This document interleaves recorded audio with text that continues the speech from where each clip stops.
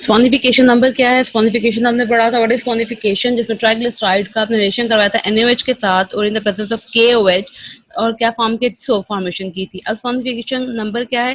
कितने milligram of potassium hydroxide या sodium hydroxide required होते हैं to saponify 1 gram of fat and solid, के 1 ग्राम फैट और सॉलिड को सोप में कन्वर्ट करने के लिए कितने मिलीग्राम पोटेशियम हाइड्रोक्साइड या सोडियम हाइड्रोक्साइड रिक्वायर्ड होते हैं। This is called saponification number. For example क्या है? 1 मोल ऑफ ग्लिसरॉल ट्राइपल्मिटेट, जिसका मॉलिक्यूलर वेट कितना है? 807, required 168,000 milligram of KOH for स्पॉनिफिकेशन।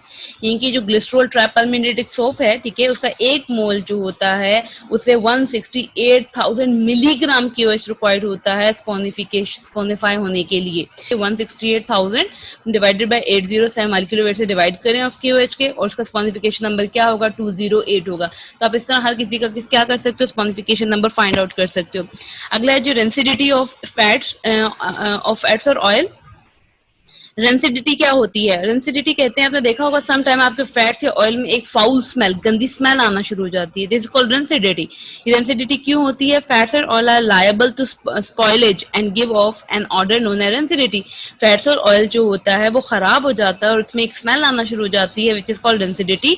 It is mainly cause by the hydrolytic और oxidative reaction which release foul smell aldehyde and fatty acid. क्या होता है, क्यों होता है जी? आपके अगर फैट्स के अंदर हाइड्रोलिटिक और oxidative, hydro mean water lightly break down, oxidative reaction हो जाता है तो फाउल स्मेल आती है। और वो फाउल स्मेल क्या होती है कि आपके ऑयल या फैट्स के अंदर एल्डिहाइड या फैटी एसिड फॉर्म होना शुरू हो जाते हैं। ये जो स्मेल होती है ये बेसिकली एल्डिहाइड और फैटी एसिड्स की होती है। Oil from sea animals which contain a relatively higher proportion of unsaturated acid chain deteriorates rapidly. कहते हैं अब बहुत जल्दी ऑयल कौन से खराब होते हैं? वो ऑयल खराब होते हैं जिसमें अनसेचुरेशन ज्यादा होती है। यानी कि मोस्टली जो सी एनिमल्स, आपने सुना होगा फिश ऑयल होता है, ठीक है जी। इसके अलावा सी मैरीन एनिमल्स में से जो आपके पास ऑयल हासिल होता है, जो ऑयल ऑब्टेन होता है, उसमें अनसेचुरेशन का पोर्शन ज्यादा होता है। तो ऐसे ऑयल जिसमें अनसेचुरेशन बहुत ज्यादा क्वांटिटी में होगी, उनके अंदर हाइड्रोलिटिक एंड ऑक्सीडेटिव रिएक्शन की जो स्पीड होगी वो बहुत ज्यादा क्या होगी? तेज होगी। और वो बहुत जल्दी क्या करेंगे? खराब हो जाएंगे, डेट्रोइट्स हो जाएंगे। उनकी खराब होने के चांसेस क्या होते हैं as compare to date oil जिसमें अनसेचुरेशन क्या है? कम होती है। तो दिस इज कॉल्ड रेंसिडिटी। ये क्या कहलाता है? आपके पास रेंसिडिटी कहलाता है। बहुत इंपॉर्टेंट डेफिनेशन है। नेक्स्ट है जी iodine number. The extent of unsaturation of fats and oil is expressed in terms of its iodine number. अब हमें चेक करना है कि एक फैट में या ऑयल में किस हद तक अनसैचुरेशन मौजूद है। तो हम ये चेक करते हैं by the process called iodine number. What is iodine number? Obviously जितनी अनसैचुरेशन होगी उतने ही आयोडीन कंज्यूम होंगे। हमने एक ऑयल लिया, हमें नहीं पता इसमें अनसैचुरेशन कितनी है, हमने क्या किया? उसमें आयोडीन डालना स्टार्ट किया। अब क्या होगा? जितने आयोडीन कम कंज्यूम होंगे दैट मीन इतनी अनसैचुरेशन या डबल बॉन्ड कम है। जितने आयोडीन ज्यादा कंज्यूम होते जाएंगे उतनी अनसैचुरेशन क्या है? ज्यादा है। तो चेक द अनसैचुरेशन हम क्या करते हैं? आयोडीन नंबर यूज करते हैं। इट इज डिफाइंड एज कैसे? Number of gram of iodine which will add to 100 gram of fats and oil. कि आपके पास क्या है? The number of gram of iodine, कितने ग्राम ऑफ आयोडीन आप यूटिलाइज करो कि 100 gram of fats and oil को जो है हम उसमें क्या कर सके? एड अप कर सके। आपके पास 100 ग्राम फैट्स एंड ऑयल है, आप अब इसमें चेक करना है कि इस 100 ग्राम फैट्स या ऑयल में कितने ग्राम्स आयोडीन यूटिलाइज हुए हैं। तो जितने यूटिलाइज होंगे iodine, this is called iodine number. ठीक है। The value of iodine number depend करता है on the number of double bond present in an acid component of the glyceride. ये ग्लिसराइड्स में कितने डबल बॉन्ड्स मौजूद हैं? The glyceride with no iodine double bond, जिसमें डबल बॉन्ड नहीं होगा, ऑब्वियसली इसका आयोडीन नंबर क्या होगा? 0 होगा। अगर 2 डबल बॉन्ड होंगे तो आयोडीन नंबर 2 होगा, 3 डबल बॉन्ड होंगे 3 होगा, सो ऑन चलता रहेगा। यानी कि आप उसमें क्या फाइंड आउट कर सकते हो? डबल बॉन्ड की क्वांटिटी को फाइंड आउट कर सकते हो। एसिड नंबर की बात करें, the acid number of fats और oil tells the amount of free fatty acid present in it। अब हमें फैट्स एंड ऑयल्स जो होता है, ऑब्वियसली आपने देखा था जी कैसे फैट्स एंड ऑयल बने थे?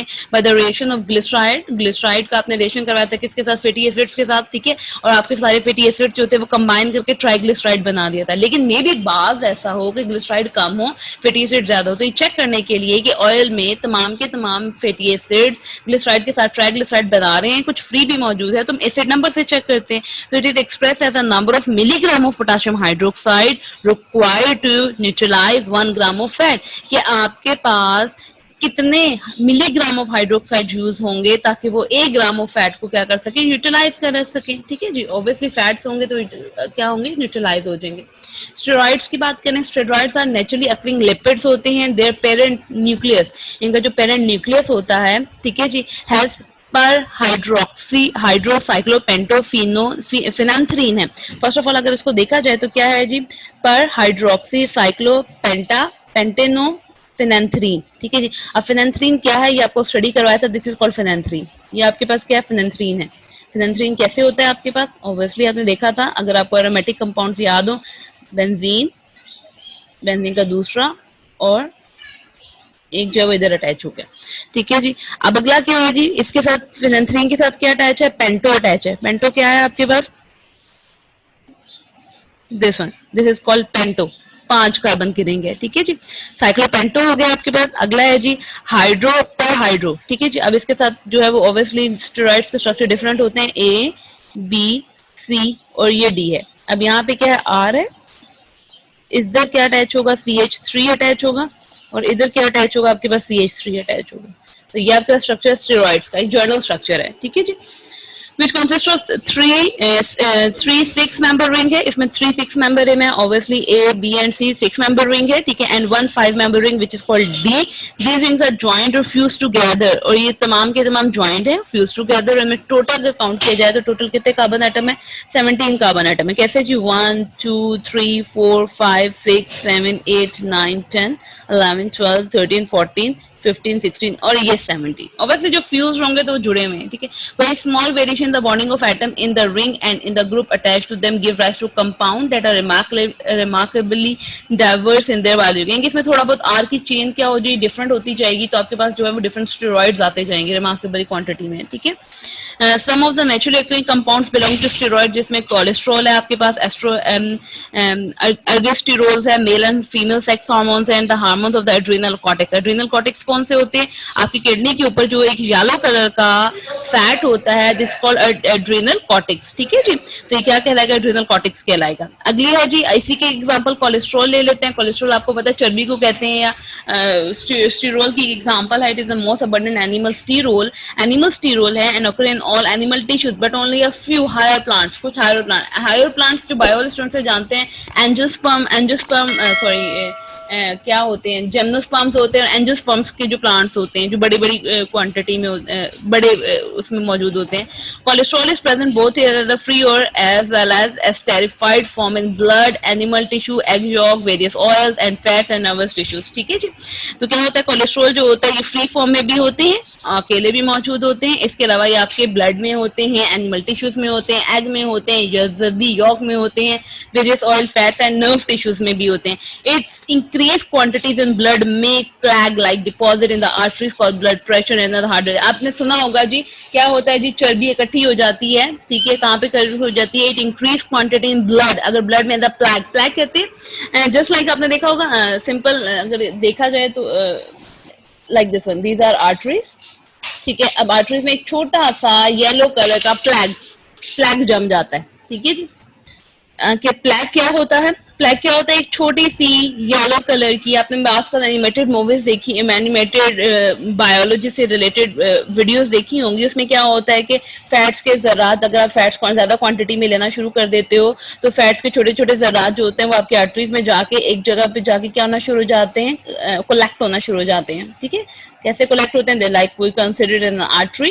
ठीक है, और क्या होंगे जी, छोटे छोटे येलो कलर के जो जरात होंगे वो इसमें क्या होंगे, जमना शुरू हो जाएंगे और एक प्लैग बना लेंगे। ठीक है, प्लैग का मतलब डिपॉजिट होना शुरू हो जाएगा एक जगह पे, और जब वो डिपॉजिट हो जाएगा ऑब्वियसली फिर जो होगी आपकी जो ब्लड सप्लाई होगी वो क्या हो जाएगी, उसका प्रेशर क्या हो जाएगा, अफेक्ट होगा। और जब प्रेशर अफेक्ट होगा ऑब्वियसली इसमें क्या होता है जी, एक तो ब्लड प्रेशर लोगों को जो होता है और दूसरा हार्ट डिजीजेज हो जाएंगी। ठीक है, जो हार्ट डिजीजेज भी इसी वजह से होती है, ऑब्वियसली जब ब्लड सही तरह फ्लो नहीं कर रहा बॉडी के अंदर। ठीक है, तो ये जो कोलेस्ट्रॉल होता है तो ये क्या कर सकता है, आपकी बॉडी में हार्ट डिजीज और ब्लड प्रेशर को इंक्रीज कर सकता है।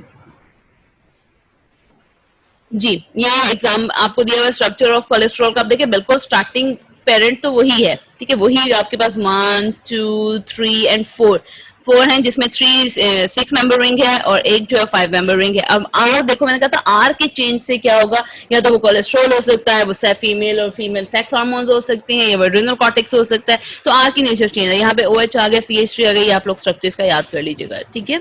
अगला जी अर्गोस्टिरोल है। अर्गोस्टिरोल क्या होता है आपके पास, it is a sterol of fungi and yeast और फंजाई में जो स्टिरोल मौजूद होते हैं, these are called ergosterols. When irritated with ultraviolet radiation, it is converted into calciferol और विटामिन D2। कहते हैं जब अल्ट्रावायलेट रेडिएशन इनके अर्गोस्टेरोल्स पे आके फॉल करती है तो वो कन्वर्ट हो जाता है विटामिन D2 और अर्गो कैल्सीफेरोल के अंदर। फास्फोलिपिड्स की बात करें तो phospholipids are molecules of enormous biological importance, biological importance की बहुत है। In compound 2 of the hydroxyl group are esterified with fatty acid. अब क्या होता है, आपके पास जो 2 हाइड्रोक्सी ग्रुप होते हैं वो स्टेरिफाइड हो जाते हैं with fatty acid, and the third one, अब देखो third one is with phosphoric acid, derivative of phosphoric acid. कैसे जी, आपको पता है जी CH2 आपके पास क्या मौजूद है, CH2 है, CH है, ठीक है जी, एंड CH2 है, ऐसी बात थी। और यहाँ पे आपने कहा था OH OH एंड OH आया था। जब आपने देखा था ट्राइग्लिसराइड बना था तो यहाँ से जो 2 OH थे वो कंबाइन हो गए थे, किसके साथ कंबाइन हो गए थे, आपके साथ कंबाइन हो गए थे CH2O, और वो कंबाइन हो गए थे फैटी एसिड्स के साथ, ठीक है जी। एक OH कंबाइन हुआ, अगेन इसी तरह दूसरा OH भी फैटी एसिड के साथ कंबाइन हुआ। तो यहाँ पे कहते हैं यहाँ पे 2 फैटी OH जो हैं, ये 2 OH जो हैं ये फैटी एसिड के साथ कंबाइन हो जाते हैं, जबकि जो तीसरा OH मौजूद होता है वो किसके साथ कंबाइन होगा, या तो फास्फोरिक एसिड के साथ कंबाइन हो जाएगा, ठीक है, या फास्फोरिक एसिड के डेरिवेटिव से कंबाइन हो जाएगा। तो that's lipid is called phospholipid, ठीक है जी। तो ऐसा लिपिड क्या कहलाता है, आपके पास फास्फोलिपिड्स कहलाते हैं।